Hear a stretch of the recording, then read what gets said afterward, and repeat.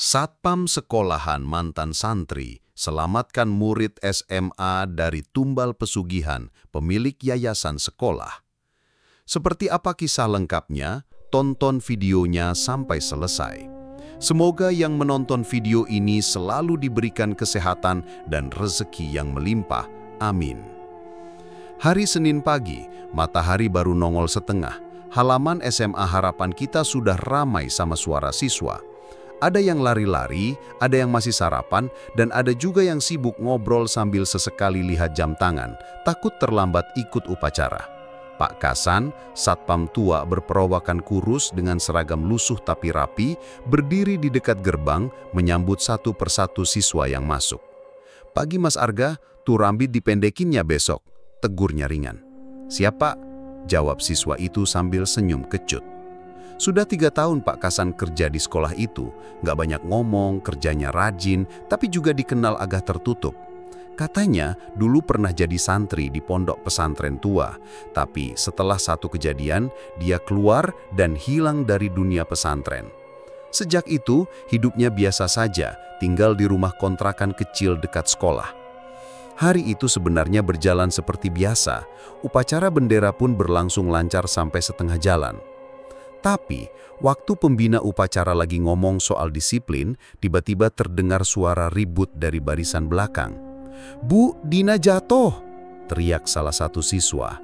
Seketika, semua mata tertuju ke arah seorang siswi berjilbab abu-abu yang tergeletak di tanah. Tubuhnya kejang-kejang, lalu muntah, darah bercampur lendir. Beberapa guru lari ke arahnya, sebagian siswa menjerit panik. Pak Kasan yang tadi berdiri di samping lapangan langsung mendekat. Pandangannya tajam. Dia jongkok di sebelah tubuh Dina, mengamati wajahnya yang pucat. Tangannya bergerak cepat membuka keras seragam Dina supaya napasnya lega. Tapi yang bikin bulu kuduk Pak Kasan berdiri bukan darahnya, tapi kalimat yang keluar dari mulut si gadis dengan suara berat, bukan suara anak SMA. "Sing durung waktune, ojo diganggu." Pak Kasan terdiam. Itu bahasa Jawa, halus, tapi nadanya seperti peringatan. Beberapa guru mengira Dina cuma pingsan biasa, lalu buru-buru membawanya ke UKS. Tapi Pak Kasan tahu, ini bukan sakit biasa.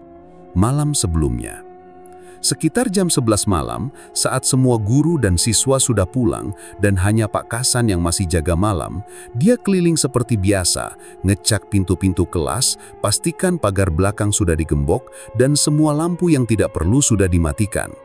Tapi waktu lewat koridor depan ruang guru, langkahnya terhenti.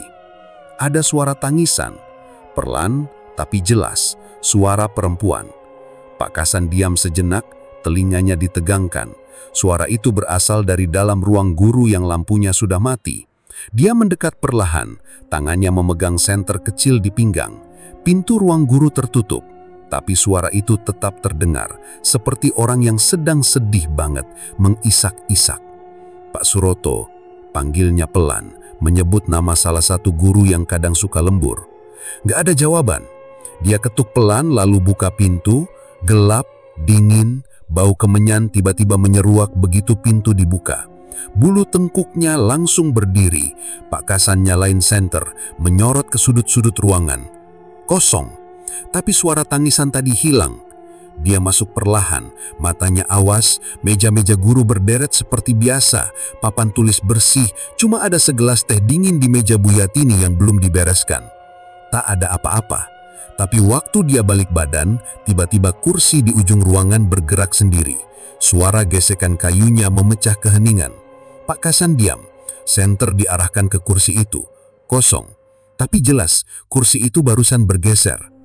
Tanpa berkata apapun, dia membaca pelan-pelan doa yang dia hafal sejak mondok dulu. Setelah itu, dia keluar dari ruangan, mengunci pintu rapat-rapat, tapi perasaannya nggak enak. Udara terasa beda malam itu, berat. Kembali ke pagi hari. Selesai upacara, kabar tentang Dina langsung menyebar. Banyak yang bilang dia kesurupan, ada juga yang bilang kena santet. Tapi pihak sekolah cuma mengumumkan kalau Dina kecapean dan sedang dirawat di puskesmas. Pak Kasan berdiri di samping koperasi sekolah, memperhatikan murid-murid lalu lalang sambil sibuk bergosip. Dia masih memikirkan kata-kata yang keluar dari mulut Dina. Sing durung waktune, ojo diganggu. Artinya, yang belum waktunya, jangan diganggu. Kata-kata itu membuat Pak Kasan teringat pada cerita-cerita lama di pesantren dulu tentang sosok-sosok gaib yang menjaga perjanjian tertentu, tentang tempat-tempat yang kelihatan biasa, tapi sebenarnya ada isinya. Sore hari, Pak Kasan duduk di pos satpam sambil nyeruput kopi hitam dari termos kecil. Di depannya, Mas Jaka, tukang kebun sekolah juga yang sering ngobrol dengannya, ikut duduk. "Masih kepikiran soal Dina, Pak?" tanya Mas Jaka pelan. Pak Kasan hanya mengangguk. Mas Jaka menatap sekeliling lalu bicara pelan. "Ini bukan pertama kali loh, Pak. 2 tahun lalu ada anak kelas 2 yang pingsan tiap malam Jumat. Tapi waktu itu cepat ditutup-tutupi. Dibilangnya sakit panas." "Terus?" tanya Pak Kasan sambil menatap tajam. "Anaknya pindah sekolah, nggak balik-balik." Pak Kasan mendengus pelan lalu berkata lirih, "Kalau ada yang mainan kayak gitu di lingkungan sekolah, bisa gawat." Mas Jaka hanya menunduk, tak berani menjawab. Pak Kasan berdiri, membuang ampas kopi ke tempat sampah, lalu menatap bangunan sekolah yang kini mulai sepi. Angin sore bertiup pelan, membawa bau lembab dari ruang guru. Dalam hati, Pak Kasan tahu apapun ini belum selesai. Dan dia tak akan tinggal diam. Hari Rabu pagi, ruang BK SMA Harapan Kita masih sepi. Bu Yatini sedang menyusun map siswa sambil sesekali menyeruput teh manis. Suasana cukup tenang sampai pintu diketuk pelan. "Tok, tok, tok." "Masuk," ucap Bu Yatini. Seorang siswi masuk perlahan. Seragamnya rapi, jilbab putihnya bersih, dan wajahnya tampak cantik tapi kusut.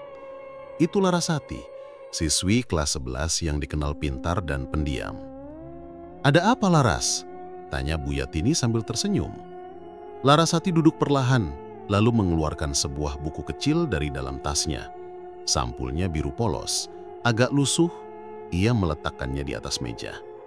"Buku harian saya, Bu." Bu Yatini mengerutkan alis. "Kenapa dengan buku itu?" "Robek sendiri, tapi bukan itu aja. Ada tulisan aneh muncul sendiri. Kadang hilang, kadang muncul lagi," ucap Laras pelan. Bu Yatini membuka buku itu. Di beberapa halaman memang terlihat sobekan tak beraturan, seperti dicakar. Tapi yang bikin ia makin heran adalah sebuah tulisan di halaman tengah. Tulisan itu bukan tulisan Larasati.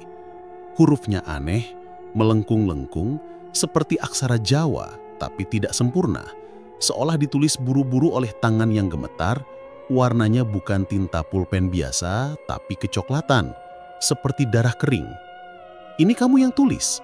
tanya Bu Yatini agak tegang. Larasati menggeleng kepat. "Enggak, Bu, saya juga bingung. Waktu tidur, saya taruh buku itu di laci. Tapi pas bangun, udah ada tulisan itu." "Orang rumah kamu tahu?" "Enggak, Bu, saya takut bilang ke ibu. Ayah saya udah lama nggak pulang." Bu Yatini memegang tangan Larasati. "Kamu akhir-akhir ini mimpi aneh atau ngerasa ada yang aneh nggak?" Larasati mengangguk pelan. "Tiap malam saya mimpi jalan sendirian di lorong sekolah, Bu. Gelap, terus ada suara manggil dari ruang guru, tapi nggak ada orang. Kadang juga saya ngerasa ada yang duduk di ujung kasur waktu saya tidur.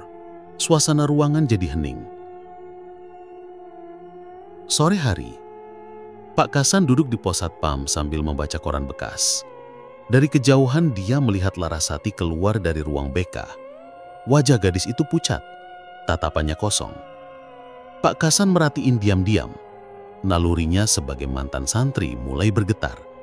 Sesuatu di diri Larasati kelihatan gak beres. Waktu Larasati lewat dekat pos, Pak Kasan pura-pura batuk. "Laras?" Larasati berhenti, agak kaget. "Iya, Pak." "Kamu habis dari Bu Yatini ya? Gak apa-apa?" Larasati mengangguk pelan. "Cuma konsultasi biasa, Pak." Pak Kasan menatap mata gadis itu. "Kalau ada yang kamu rasa aneh di sekolah ini, bilang aja ke saya. Jangan takut." Larasati cuma senyum kaku, lalu melangkah pergi. Malam hari, Pak Kasan nggak langsung pulang meski jam jaga sudah habis. Dia kembali keliling sekolah, kali ini dengan hati-hati. Saat melewati loker siswa, dia melihat sesuatu aneh. Selembar kertas menempel di laci milik Larasati. Kertas itu seperti nempel sendiri, tidak dilem, tidak diplester. Ia mendekat dan mengambilnya. Tulisan di kertas itu sama seperti di buku Larasati. Huruf Jawa kuno agak samar, tapi kali ini disertai gambar lingkaran seperti simbol ritual. Dan yang bikin Pak Kasan merinding, ada nama yang ditulis di tengah lingkaran itu. Larasati. Dia buru-buru merobek kertas itu dan membakarnya di tempat sampah besi kecil dekat taman sekolah. Sambil membaca doa pelan, ia berkata dalam hati, "Ini bukan main-main. Ini sudah dipilih. Anak ini jadi target."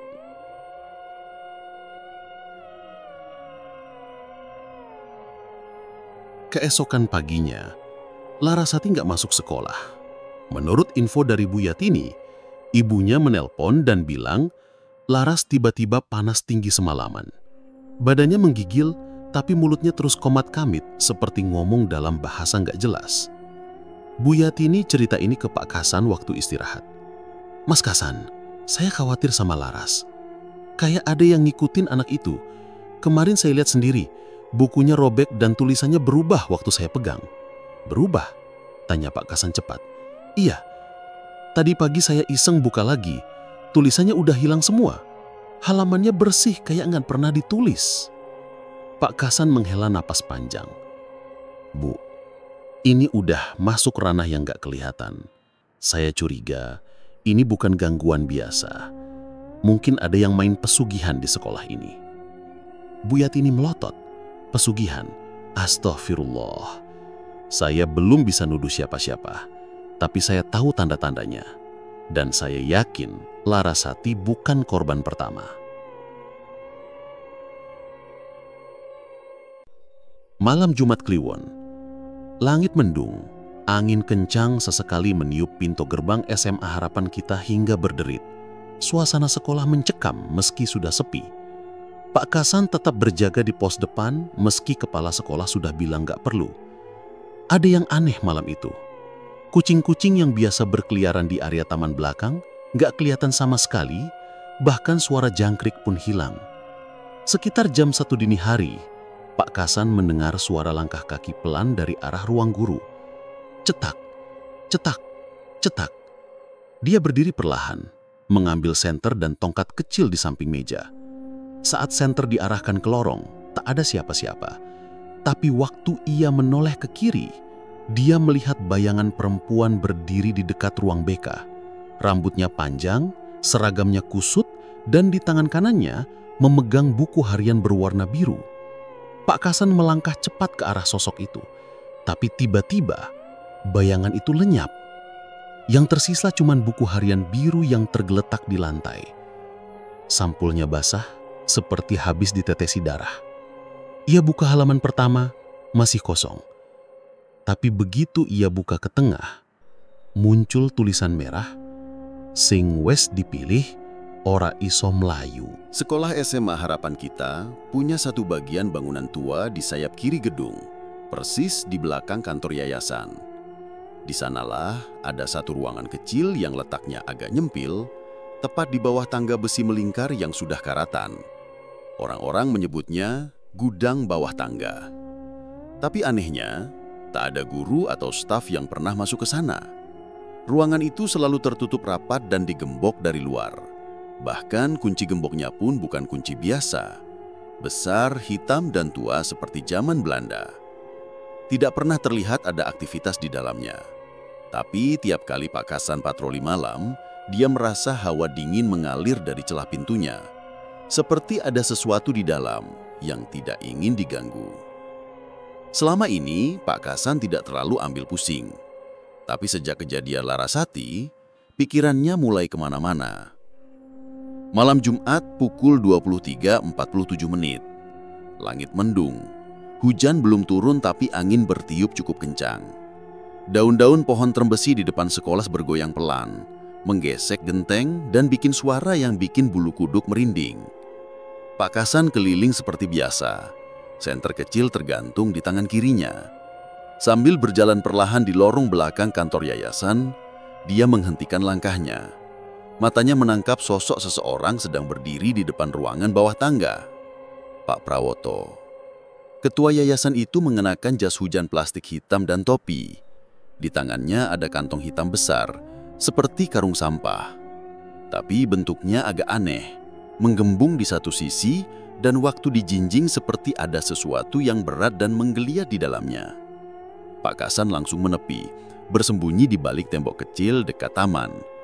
Dari celahnya, ia mengintip dengan jantung berdebar. Pak Prawoto melihat sekeliling, mastiin tidak ada yang melihat, lalu membuka gembok besar itu dengan cepat. Ceklek. Pintu terbuka perlahan. Bau anyir keluar dari celahnya, seperti darah basi bercampur kemenyan. Pak Prawoto menyeret kantong itu masuk. Tapi sebelum pintu tertutup, Pak Kasan sempat melihat dinding ruangan itu penuh coretan merah, seperti simbol-simbol aneh. Beberapa detik kemudian, pintu ditutup. Gembok dipasang kembali, dan Pak Prawoto pergi begitu saja, seolah tak terjadi apa-apa. Pak Kasan menunggu beberapa menit sebelum mendekat. Ia mencoba mengendus bau yang tersisa. Masih terasa. Ia pegang gagang pintunya. Dingin, bahkan lebih dingin dari udara malam. Tapi ia tidak nekat buka gembok itu. Belum saatnya. Pagi harinya, seperti biasa, sekolah kembali ramai. Siswa lalu lalang dengan seragam abu-abu putih. Sebagian ngelamun di telas, sebagian jajan di kantin. Pak Kasan diam-diam menuju area bawah tangga tadi. Gembok masih di sana, tapi ada yang ganjil. Bau anyir semalam sudah hilang. Bahkan lantai dan pintu kayu tua itu sekarang terlihat bersih, seperti baru dilap pakai cairan pembersih.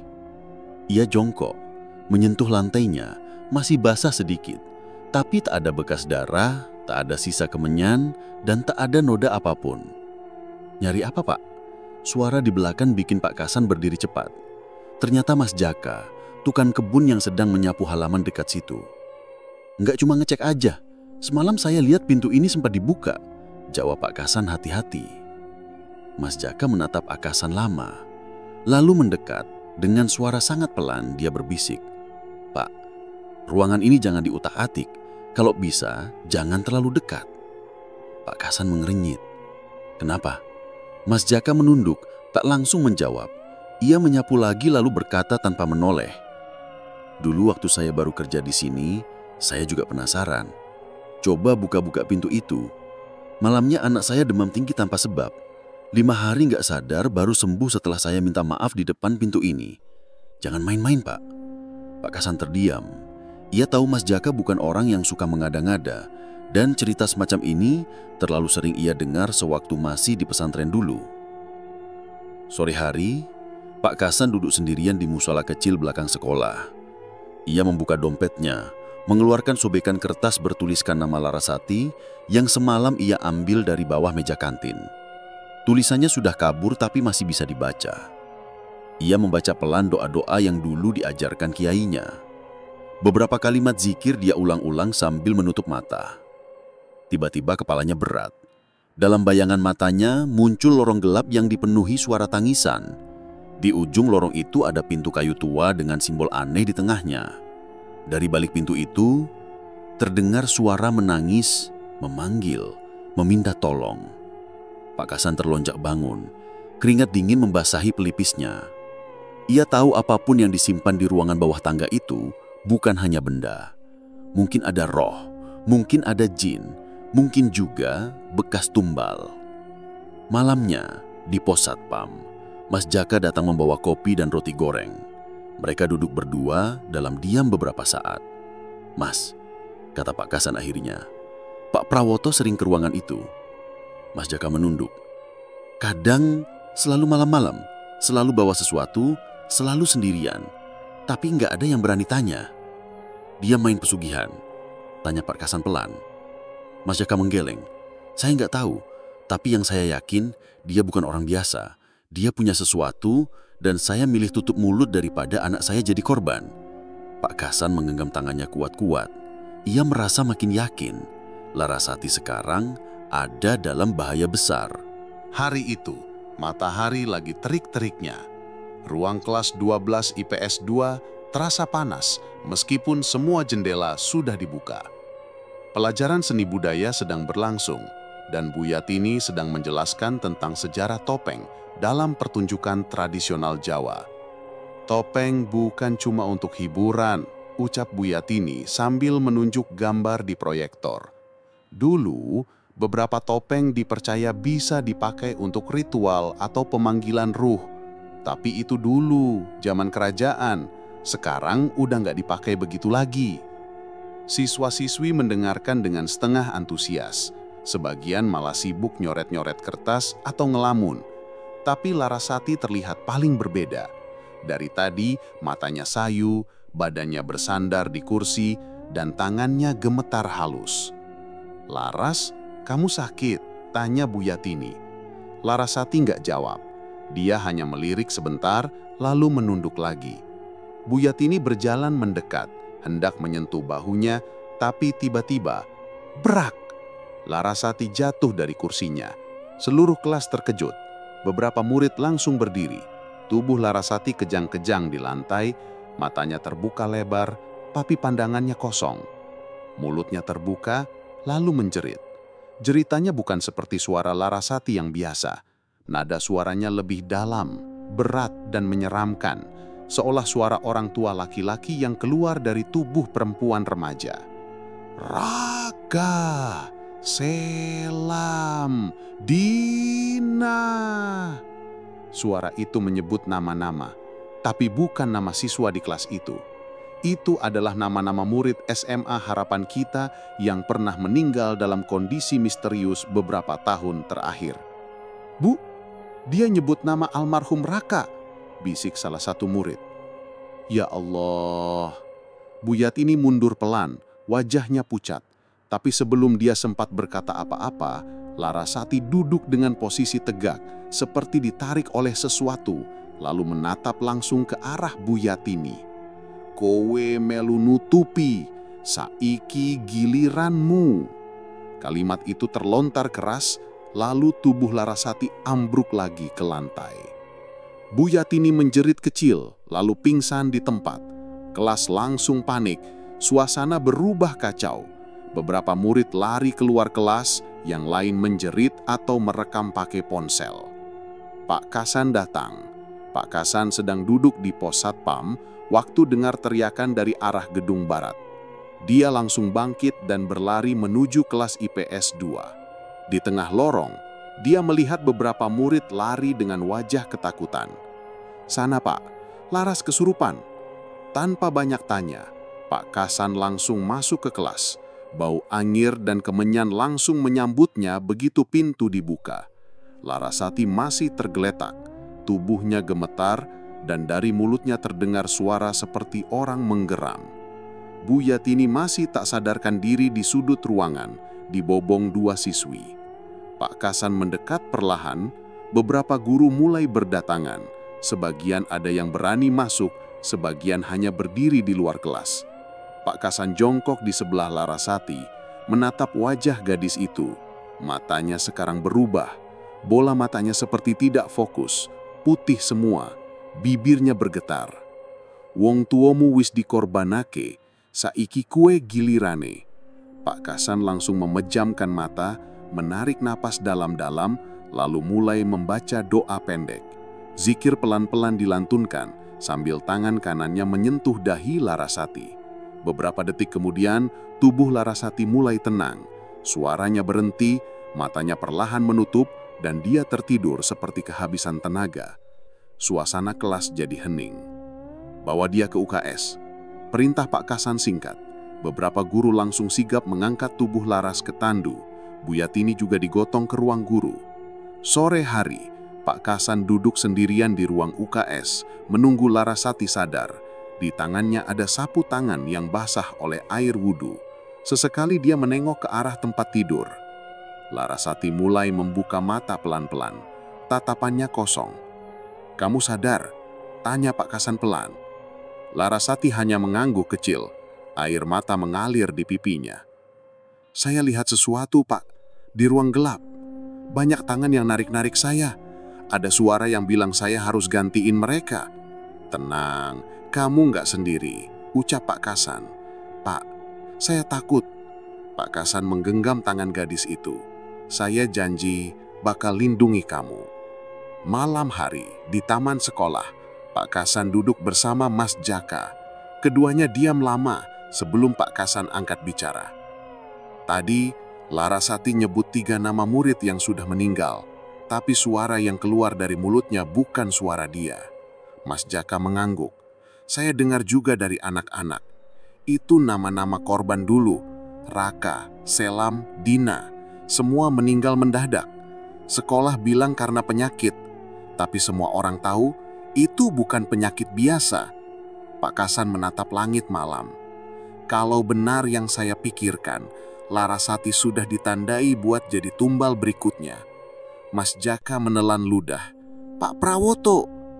Pak Kasan tidak menjawab, tapi dalam hatinya ia sudah tahu, semua ini bukan kebetulan. Ruangan yang selalu dikunci, nama Larasati di buku dengan tulisan darah, dan sekarang kerasukan yang menyebut korban lama. Ini sudah terlalu jauh. Hari sudah lewat tengah malam. Sekolah tampak gelap total. Hanya ada satu lampu redup menyala di pos satpam. Pak Kasan duduk sendiri, matanya menatap kosong ke arah bangunan tua sebelah kiri sekolah, tempat ruangan yang selama ini selalu dikunci. Tapi malam ini beda. Ia tak bisa lagi hanya diam dan nunggu. Seminggu lagi Jumat Kliwon, dan dari yang ia lihat sendiri di tubuh Larasati saat kerasukan, dari semua tanda, Pak Kasan yakin gadis itu sudah ditulis sebagai tumbal selanjutnya. Ia pun berdiri pelan. Kantong kecil berisi air wudhu dan sobekan kertas doa yang dilipat rapi sudah ia siapkan. Senter kecil, kunci duplikat yang ia temukan di ruangan lama kepala TU, dan satu tekad, jangan sampai kejadian masa lalu terulang. Dulu, 20 tahun lalu. Pak Kasan masih muda. Namanya dulu bukan Kasan, tapi Sanuri. Ia santri rajin di sebuah pesantren di Jombang. Suatu hari temannya yang paling dekat, Fadli, tiba-tiba hilang semalaman. Baginya ditemukan meninggal di belakang musola, tubuhnya kaku, mata melotot, dan lidah menjulur. Tapi anehnya, tak ada luka sama sekali. Beberapa minggu setelah itu, pesantren mendadak dapat bantuan dana besar dan mulai dibangun ulang. Kiai yang biasanya sederhana, mulai beli mobil. Sanuri, yang kini jadi Pak Kasan, waktu itu curiga, tapi tak bisa berbuat banyak.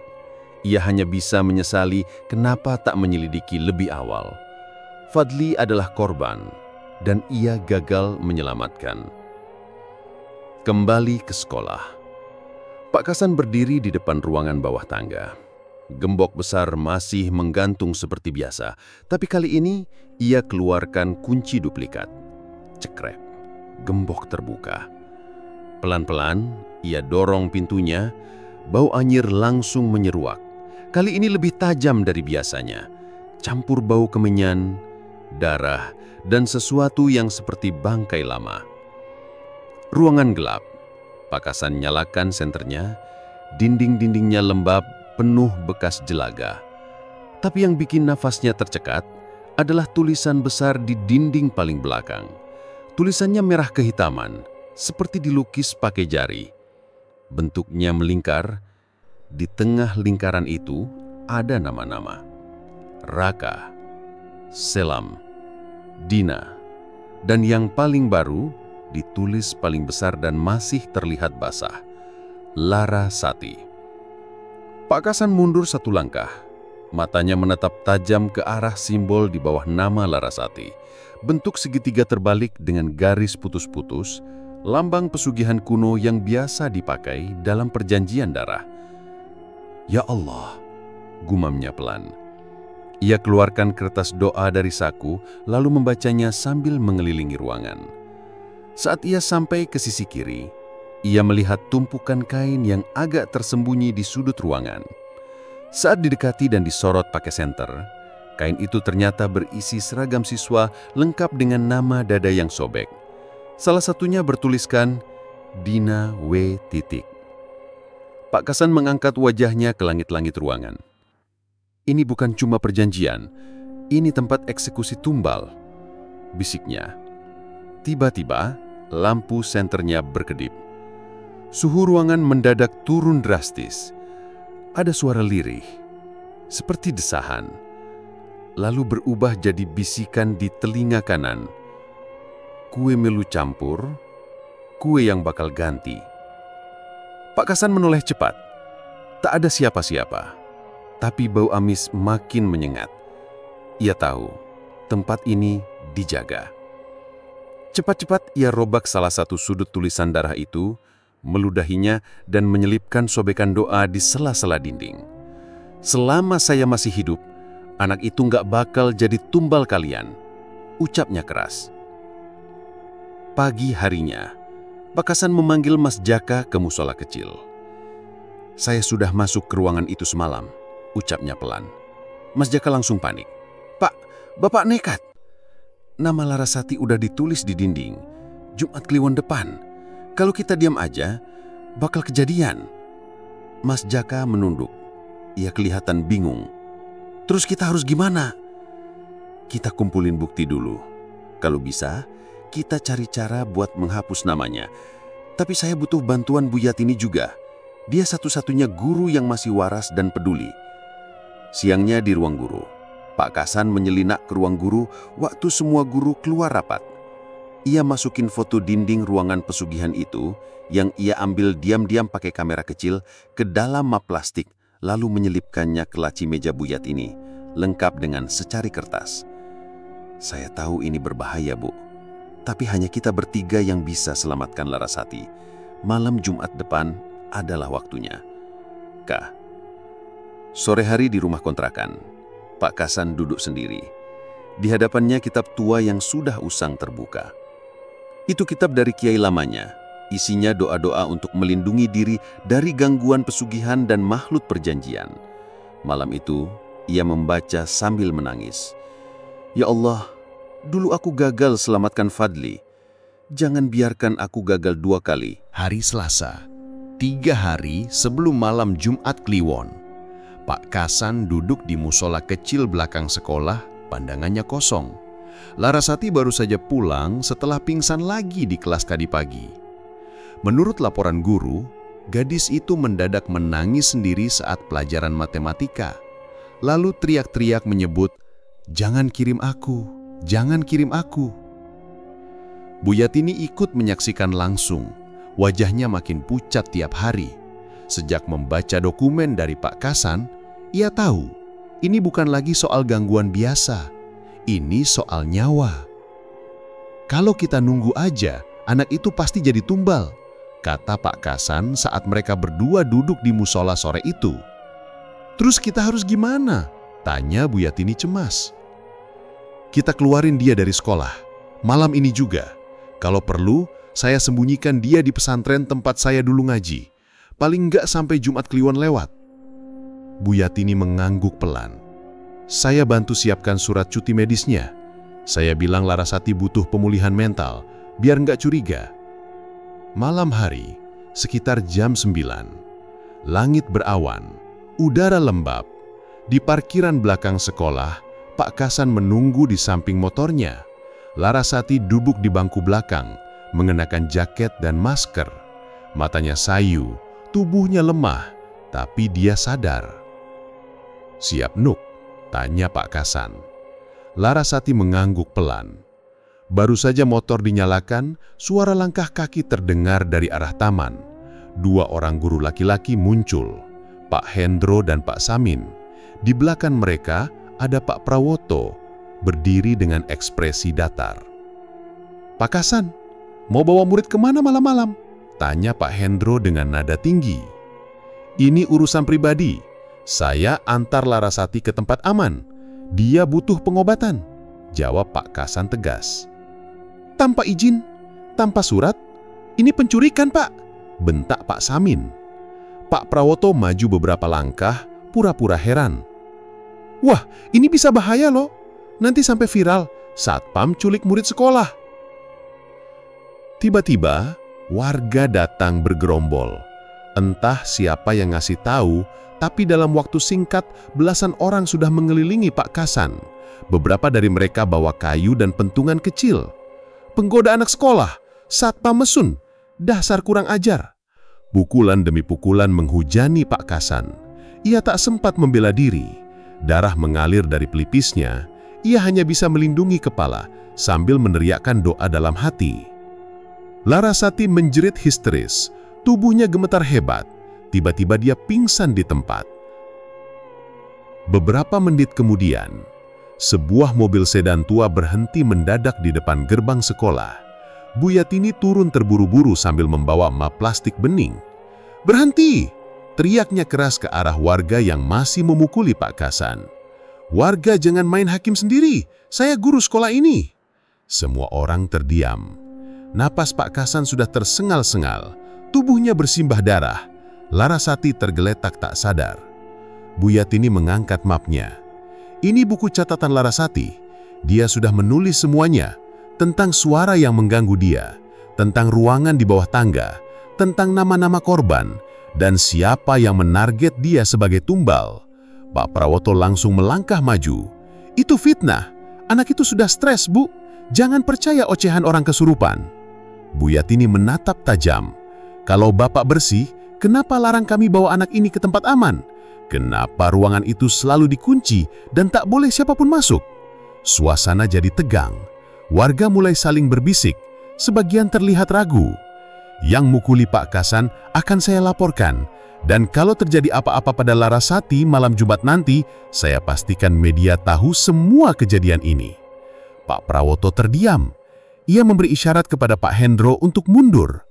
Perlahan warga pun membubarkan diri. Dini hari, di ruang UKS, Pak Kasan dibaringkan di tempat tidur kecil. Wajahnya bonyok, tapi matanya masih menyala. Di seberangnya, Larasati masih belum sadar penuh, tapi tubuhnya tenang. "Terima kasih, Bu," kata Pak Kasan pelan. "Bukan saya yang hebat, Pak, tapi niat Bapak yang bikin saya yakin. Kita harus lindungi anak ini," jawab Bu Yatini. Pak Kasan menarik napas panjang. "Saya nggak akan tinggal diam lagi. Larasati harus bertahan sampai Jumat Kliwon lewat. Setelah itu, saya yang akan datangi ruangan itu. Dan saya pastikan nggak ada lagi anak yang mati demi kekayaan seseorang." 2 hari menuju Jumat Kliwon, kondisi Larasati makin lemah. Ia sering kesurupan mendadak, kadang menangis tanpa sebab, kadang mengigau, menyebut nama-nama siswa yang sudah meninggal. Bahkan pernah dia berteriak, "Aku lihat Pak Kasan diikat, dibakar, jangan biarin dia mati." Itu bukan sekedar igauan. Pak Kasan tahu, pesugihan yang melibatkan darah tumbal tak akan tinggal diam, apalagi kalau ada yang mencoba menggagalkannya. Tapi kali ini, dia siap. Malam Jumat Kliwon. Udara terasa ganjil sejak maghrib tadi. Langit kelabu, tapi tak hujan. Angin kering berhembus pelan, menyusup lewat sela-sela daun rembesi di halaman SMA Harapan Kita. Sekolah itu tampak kosong, lampu mati total. Tapi Pak Kasan tahu, malam ini sekolah tidak benar-benar sepi. Jam menunjukkan pukul 00.11. Pak Kasan berjalan pelan menuruni tangga belakang, menuju ruangan terlarang di bawah kantor yayasan. Di tangannya ada air wudhu, sobekan doa dari kitab tua pesantren, dan sehelai kain putih yang dibacakan ayat-ayat pelindung. Langkahnya mantap, meski keringat dingin sudah membasahi pelipis. Di dekat pintu besi, ruangan bawah tangga itu, bau anyir langsung menyambut seperti biasanya, tapi kali ini bercampur bau amis darah segar. Pintu kayu terbuka sedikit, seperti menunggu kedatangannya. "Bismillah," bisiknya sambil masuk. Di dalam ruangan itu kini jauh berbeda dari sebelumnya. Lampu temaram menyala dari lilin-lilin besar yang ditancapkan di 4 sudut. Dinding penuh coretan darah membentuk pola-pola kuno. Di tengah ruangan, lingkaran sesaji tergambar jelas di lantai. Di dalamnya ada Larasati. Gadis itu dalam kondisi tak sadarkan diri, tubuhnya diikat pakai tali janur kuning. Sekelilingnya ada sesajen, kepala ayam, bunga 7 rupa, dan kendi berisi cairan hitam yang mengeluarkan bau kemenyan. Di sudut ruangan berdiri Pak Prawoto, mengenakan pakaian hitam, membaca sesuatu dengan bahasa yang tak dipahami. "Berhenti, Pak," bentak Pak Kasan. Pak Prawoto menoleh, matanya merah seperti habis menangis darah, tapi wajahnya tetap tenang.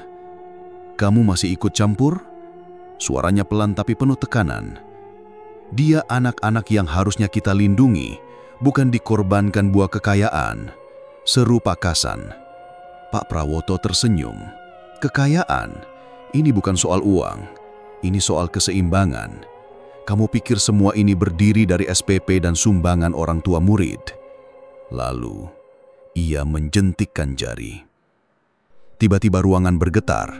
Dari balik bayangan di dinding, muncul sosok hitam besar, tinggi 2 meter, matanya merah membara, kuku panjang melengkung. Tubuhnya tak berbentuk pasti, seperti asap pekat yang terus bergerak. Ini jin penjaga, dia yang menjaga perjanjian. Sosok itu menggeram, lalu bergerak ke arah Pak Kasan. Pak Kasan mundur beberapa langkah. Ia buka kain putih dari saku, lemparkan ke lantai, dan mulai membaca ayat kursi dengan lantang. Suara gemuruh mengisi ruangan. Jin itu meringis, tapi terus mendekat. Satu tangannya yang panjang mengibas, membuat Pak Kasan terpental ke dinding. Darah mengucur dari pelipisnya, tapi ia tak menyerah. Dengan gemetar, ia bangkit lagi dan membaca ayat ruqyah. Jin itu memekik seperti terbakar, tapi belum sepenuhnya lemah. "Dia kuat karena tumbal sebelumnya udah diterima," teriak Pak Kasan. Larasati menggeliat pelan di tengah lingkaran, suaranya lirih, seperti orang dicekik. Pak Kasan tahu, waktunya sedikit. Pertarungan gaib memuncak. Pak Prawoto mulai melantunkan mantra dari balik kitab tua yang dipegangnya. Ruangan berputar, lilin padam satu persatu. Udara makin dingin. Pak Kasan memejamkan mata, menggenggam erat gelang tasbih yang sudah patah sebagian, dan mengulang-ulang doa pelindung. Jin itu maju lagi, kini berubah wujud lebih menyeramkan. Mulutnya mengganga lebar, taring mengkilat, dan tubuhnya membesar memenuhi setengah ruangan. Saat itu, Pak Kasan merasa tubuhnya berat. Kakinya seperti tertahan oleh tangan-tangan tak kasat mata. Matanya mulai kabur, telinganya berdengung. "Ya Allah, jangan biarkan aku gagal lagi seperti dulu." Ia membaca ayat terakhir dengan sisa napas. Jin itu bersiap mencakar. Pak Prawoto tertawa kecil di sulut ruangan. Lalu azan subuh terdengar dari jauh. Dari masjid kecil di ujung jalan, suara azan subuh terdengar pelan tapi jelas, merambat masuk ke dalam ruangan, merasuk ke dinding-dinding, menyapu hawa busuk. Jin itu langsung memekik keras, menjerit seakan terbakar. Tubuhnya melengkung, lalu meledak jadi asap hitam dan menghilang. Lilin padam total, ruangan jadi gelap gulita. Pak Prawoto mendadak lemas dan jatuh terduduk, kitabnya terbakar sendiri. Ia mencoba berdiri tapi gagal. Wajahnya tampak tua dan hancur seperti mayat hidup. Pak Kasan merangkak menuju Larasati, memotong tali janurnya dengan sisa tenaga. "Laras, bangun dok." Gadis itu membuka mata perlahan, lalu pingsan di pelukannya. Beberapa menit kemudian, langit mulai terang. Cahaya matahari pertama menembus kisi jendela ruangan bawah tanah. Pak Kasan sidik bersandar di dinding, memangku Larasati yang kini sudah tenang. Pak Prawoto entah kemana. Ruangan itu mulai tampak seperti ruangan kosong biasa. Tak ada lagi sesaji, tak ada simbol darah. Tapi Pak Kasan tahu, malam tadi bukan mimpi, dan perjanjian darah itu kini sudah hancur. 2 minggu setelah malam Jumat Kliwon yang penuh teror itu, SMA Harapan kita kembali dibuka seperti biasa. Tidak ada pengumuman, tidak ada kabar apapun tentang kejadian malam itu. Seolah semua hal aneh dan mengerikan tidak pernah terjadi. Satu-satunya yang terlihat jelas hanyalah ruangan bawah tanah yang dibongkar total. Sekarang di tempat itu cuma ada hamparan keramik putih, bersih, tanpa tanda apa-apa. Tidak ada lagi pintu, tidak ada bekas kemenyan, tidak ada darah. Seakan semua sudah dihapus. Tapi bagi orang-orang yang tahu, luka itu masih ada. Pak Prawoto menghilang. Beberapa hari setelah kejadian, kabar tersebar kalau Pak Prawoto menghilang. Katanya malam itu dia pergi meninggalkan rumahnya tanpa pamit.